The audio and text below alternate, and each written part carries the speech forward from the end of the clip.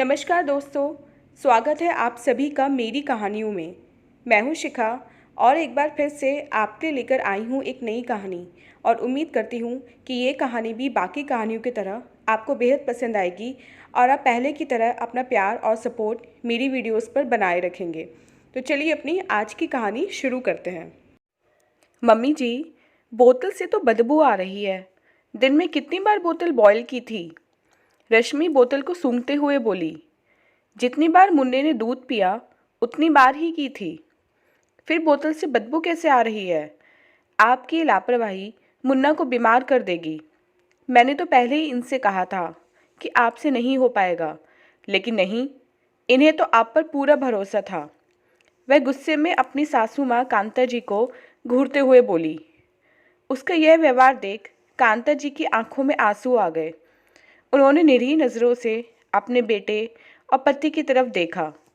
बेटा तो आंखें चुराकर अपनी पत्नी के पीछे उसके कमरे में चला गया और पति कांता जी से आंखें नहीं मिला पा रहे थे। कांता जी चुपचाप अपने कमरे में चली गईं, तो वह भी उनके पीछे पीछे वहां पहुंचे। कांता जी को सुबकता देख उनके पति प्रमोद जी बोले, कांता, मुझे माफ़ कर दो। मेरे कारण ही तुम्हें ये अपमान सहना पड़ा। तुम ठीक कहती थीं कि बहू क्या, बेटे को भी रिश्ते की कदर नहीं। बस बहुत हुआ, अब हम यहाँ एक पल और नहीं रुकेंगे। चलो सामान पैक करो। लेकिन मुन्ना, कांता, मुन्ना के प्रति जितनी जिम्मेदारी हमारी थी हमने निभा दी। अब उसके माता पिता देखें। और वैसे भी बहू कहती ही है कि उसकी मम्मी है ना उसे संभालने के लिए, और काम वाली बाई। फिर यहाँ ना आते तो मन में ग्लानि रह जाती कि हमने अपने फ़र्ज से मुंह मोड़ा। लेकिन अब ऐसा नहीं हो सकता। जो हमने किया कर दिया, लेकिन अपने आत्मसम्मान को कुचलकर अब यहाँ एक पल भी नहीं रुकेंगे। कहते हुए प्रमोद जी फ़ोन से टिकट बुक कराने लगे और उधर कांता जी सामान पैक करते हुए अतीत की यादों में खो गई। कांता जी और प्रमोद जी के दो बेटे, बड़ा बेटा मनीष एक मल्टीनेशनल कंपनी में अच्छे पद पर कार्यरत था और छोटा बेटा एक सरकारी स्कूल में अध्यापक। प्रमोद जी ने क्लर्क के तौर पर अपनी पूरी नौकरी में से अपने दोनों बेटों को उनकी योग्यता अनुसार पढ़ाया। दोनों बच्चे अपने पैरों पर खड़े हो गए थे। मनीष ने अपने साथ काम करने वाली रश्मि से शादी की। छोटे बेटे की शादी प्रमोद जी के दोस्त सुभाष की बेटी अंजलि से हुई। अंजलि एक बैंक में कार्यरत थी। मनीष और रश्मि अपनी नौकरी के चलते दूसरे शहर में रहते थे और अंजलि और विनोद प्रमोद जी के साथ। मनीष रश्मि त्योहार पर ही घर आ पाते थे। 2-4 दिनों में भी रश्मि का अपनी ससुराल में कतई मन न लगता था। वह किसी से सीधे मुंह बात न करती और हमेशा अपने कमरे में घुसी रहती।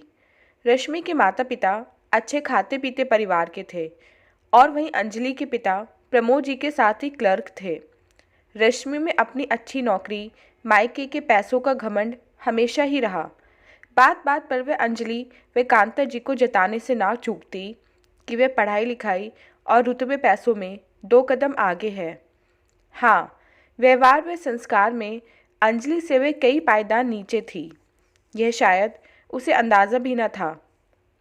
मनीष के आग्रह करने पर प्रमोद जी व कांता जी 1-2 बार उनके पास रहने गए, लेकिन रश्मि ने उन दोनों के साथ बिल्कुल पराया जैसा व्यवहार किया। खुद बनाती नहीं थी और कांता जी को किचन में जाने से मनाही थी। वह दोनों तो अक्सर बाहर खाते और कांता जी व प्रमोद जी को मेड का बनाया बेस्वाद खाना पड़ता। उस पर भी रश्मि का हमेशा एक ही डायलॉग, मेरी मम्मी ने तो मेरे भाई भाभी को बिल्कुल आज़ादी दे रखी है, उनके घर के मामलों में दखल नहीं देती, दोनों जैसा चाहें वैसा रहें। कांता जी को बहुत बुरा लगता और उससे बुरा अपने बेटे की चुप्पी को देखकर। इसलिए अब उन दोनों ने वहाँ जाना ही छोड़ दिया था। वह तो अभी 6 महीने पहले रश्मि की डिलीवरी थी और मनीष का फ़ोन आया था कि इस समय आप दोनों की बहुत ज़रूरत है, प्लीज़ आ जाइए। कांता जी और विनोद जी खुश तो बहुत हुए, लेकिन कांता जी वहाँ जाना नहीं चाहती थीं। वह नहीं चाहती थीं कि वहाँ जाकर उनका हर बार की तरह बहू अपमान करे। अपना तो सह भी लेती, लेकिन पति का अपमान उनसे बर्दाश्त न होता। कांता जी की बात सुनकर प्रमोद जी हंसते हुए बोले, कांता, हमने अब तक अपने बच्चों के प्रति सारी जिम्मेदारी बखूबी निभाई है, और फिर नाराज़गी तो अपने बेटे बहू से है। उस आने वाले नन्हे मेहमान से कैसी नाराज़गी। चलो, इस समय उन्हें हमारी ज़रूरत है। वहाँ पहुंचकर कांता जी की सारी नाराज़गी अपने पोते को देखकर दूर हो गई। वे बहू और पोते की सेवा जी जान लगाकर कर रही थीं। मनीष कई बार बातों ही बातों में कह देता, मम्मी, आपने आकर सब संभाल लिया, वरना हमें तो समझ नहीं आ रहा था कैसे सब मैनेज करते। आप भी कैसी बातें करते हैं। क्या मम्मी जी नहीं आती तो बच्चा नहीं पलता। अरे आजकल तो पैसे फेंको तो कितनी मेड नैनी मिल जाती हैं। और फिर मेरी मम्मी तो कह रही थी ना आने का। वैसे भी यह तो मम्मी जी का फ़र्ज़ था। देवरानी जी वह उसकी बेटी की डिलीवरी में मम्मी ने कितना काम किया, यह नहीं देखा आपने। वहाँ तो मेड भी नहीं थी, और उनका तो मम्मी करती ही हैं। हमारे लिए कुछ कर दिया तो उसमें क्या नया। हम भी तो उनकी बेटा बहू है ना। बहू की ऐसी जली कटी बातें कांता जी व प्रमोद जी को अंदर तक भेज जाती, लेकिन वे बस उस नन्हे बच्चे के मुंह के कारण वहाँ रुके हुए थे। और जब से रश्मि ने फिर से ऑफिस ज्वाइन किया था, तब से वे अपनी सास को एक मेड की तरह ट्रीट करने लगी थी। मुन्ना को रैशेस कैसे पड़ गए, क्या आप इसके डायपर चेंज नहीं करते, इसके कपड़ों पर दूध कैसे गिरा हुआ है, बोतल कितनी बार बॉयल की, मुन्ना के हाथ पर निशान कैसे।